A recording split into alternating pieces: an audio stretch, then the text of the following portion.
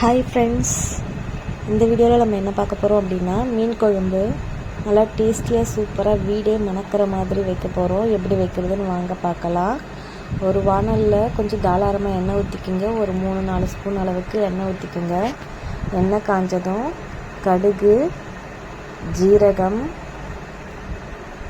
வெந்தயம் வந்து ஒரு 10லேருந்து 15 அளவுக்கு போட்டுக்கோங்க. ஒரு 1/4 ஸ்பூன் அளவுக்கு போட்டுக்கோங்க. அடுத்தது பெருங்காயத்தூள், இது 4த்தும் போட்டு கொஞ்சம் பொரியட்டும். கடுகு, ஜீரகம், வெந்தயம், பெருங்காயத்தூள் இது 4த்தையும் சேர்க்குறோம்.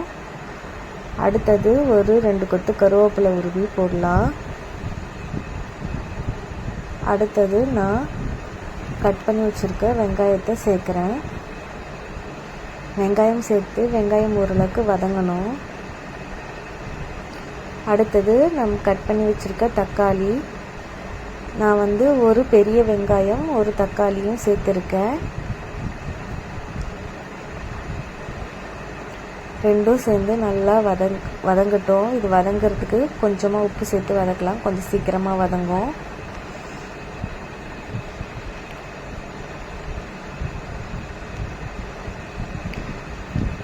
இந்த மாதிரி வச்சு பாருங்கள். மீன் குழம்பு வைக்கும்போது வீடே நல்லா கமகமான வாசனையாக இருக்கும். அதுக்கப்புறம் ஒரு எலுமிச்சம்பழ அளவுக்கு புளி சுடு தண்ணியில் போட்டு நான் ஊற வச்சுருக்கேன். அடுத்தது ஒரு வெங்காயமும் ஒரு கைப்பிடி அளவு பூண்டும் தோல் உரித்து அதை மிக்சியில் போட்டு கொரன்னு ஆட்டி வச்சுருக்கேன். பார்த்துங்க, இந்த மாதிரி ஆட்டி வச்சுருக்கேன். இப்போது வெங்காயம் தக்காளி வதங்கினதுக்கப்புறம் நம்ம மிக்சியில் அரைச்ச வெங்காய பூண்டு விழுது இருக்கு இல்லையா, அதை போட்டு நல்லா ஒரு 2-3 நிமிஷம் அளவுக்கு எண்ணெயிலே வதக்கணும். இந்த பச்சை ஸ்மெல் போகிற அளவுக்கு ஒரு 2-3 நிமிஷம் வதக்கினா சூப்பராக நல்லா வதக்கும் போதே வாசனை நல்லா வீடே மணக்கிற அளவுக்கு வரும்.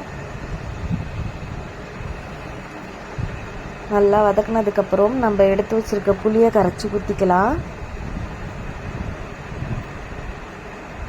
அடுத்தது இந்த குழம்புக்கு தேவையான அளவு மசாலா சேர்க்க போகிறோம். நான் குழம்பு மிளகு ஒரு 1/4 ஸ்பூன் அளவுக்கு மஞ்சள் தூளும் ஒரு குழம்பு மிளகாய் தூள் ஒரு 3.5 ஸ்பூன் அளவுக்கு எடுத்திருக்கேன். உங்களுக்கு காரத்துக்கு தேவையான அளவுக்கு மிளகாய்த்தூள் எடுத்துக்கோங்க. நம்ம வீட்டில் அரைப்போம் இல்லையா, எல்லா குழம்புக்கும் போடுற குழம்பு மிளகாய்த்தூள் அதுதான் நான் சேர்க்குறேன். நான் வேறு எதுவும் சேர்க்கலை. அடுத்தது இந்த குழம்புக்கு தேவையான அளவு உப்பு சேர்க்குறேன்.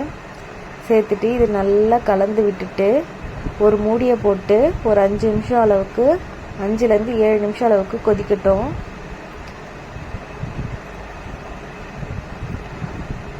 அடுப்பை மீடியம் ஃப்ளேமில் வைங்க, பெருசாக வேண்டாம். ஒரு மீடியம் ஃப்ளேமில் வச்சிங்கன்னா நல்லா அந்த புளியோட பச்சை ஸ்மெல் போகணும். அதனால் ஒரு 5 நிமிஷத்துலேருந்து 7 நிமிஷம் வரைக்கும் நல்லா கொதிக்கட்டும். இங்கே பாருங்கள், நல்லா கலந்து விட்டாச்சு. இப்போ மூடியை போட்டு ஒரு 5லேருந்து 7 நிமிஷம் வரைக்கும் கொதிக்க விட்டு எடுத்தாச்சு. இங்கே பாருங்கள், சைடில் ஃபுல்லாக எண்ணெய் பிரிஞ்சு வந்திருக்கு. நல்லா கொதித்து புளியோட பச்சை வாசனைலாம் போயிட்டுருக்கோம். இப்போது நம்ம கழுவி எடுத்து வச்சுருக்க மீனை அதெல்லாம் சேர்க்கலாம்.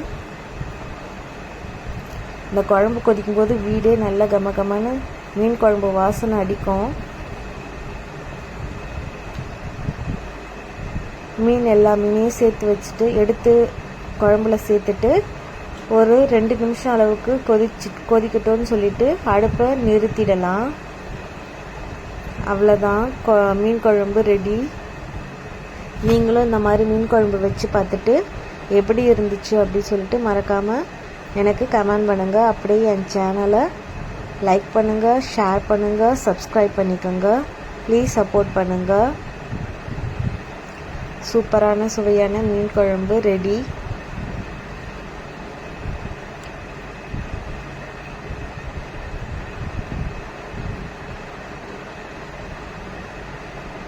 மீன் போட்டதுக்கப்புறம் ரொம்ப நேரம் கொதிக்க வைக்க விடலாம்.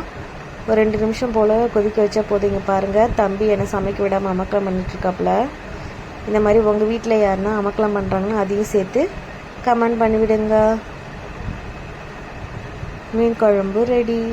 பாய் ஃப்ரெண்ட்ஸ், சப்ஸ்கிரைப் பண்ணிக்கோங்க. பாய்.